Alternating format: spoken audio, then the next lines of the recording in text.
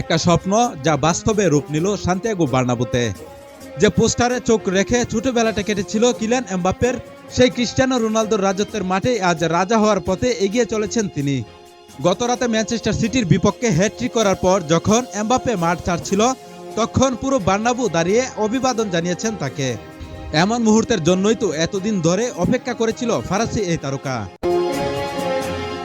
Champions লিগের play অফে hat trick করে রিয়ালের জার্সিতে নিজের সামর্থ্য দেখিয়েছেন এমবাপ্পে।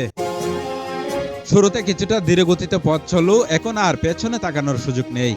মৌসুমে এই পর্যন্ত ২৮ গোল করে ফেলেছেন, যেখানে রোনালদো তার প্রথম মৌসুমে করেছিলেন ৩৩ গোল। মানে প্রথম মৌসুমে রোনালদোর রেকর্ড ভাঙার দারুণ সুযোগ এমবাপ্পের সামনে।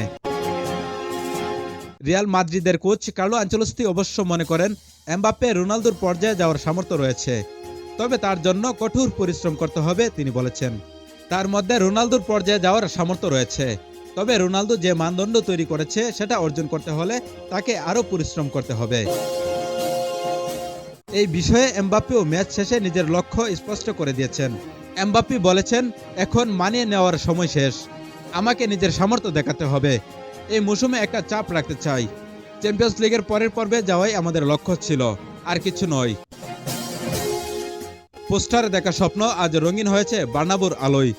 যেখানে রোনালদো একদিন রাজত্ব করেছিল, সেই মঞ্চে দাঁড়িয়ে আছে এমবাপ্পে। সে কি পারবে ছুঁতে কিংবদন্তির সীমানা? তবে ইতিহাস বলে, যারা স্বপ্ন দেখে তারা থামে না। বাংলায় একটা প্রবাদ আছে, রাতের আকাশে উড়তে জানলে নাকি নক্ষত্রেও পথ দেখায়। এমবাপ্পে যে স্বপ্ন দেখছেন, সেই স্বপ্ন কি আজও পূর্ণ হবে?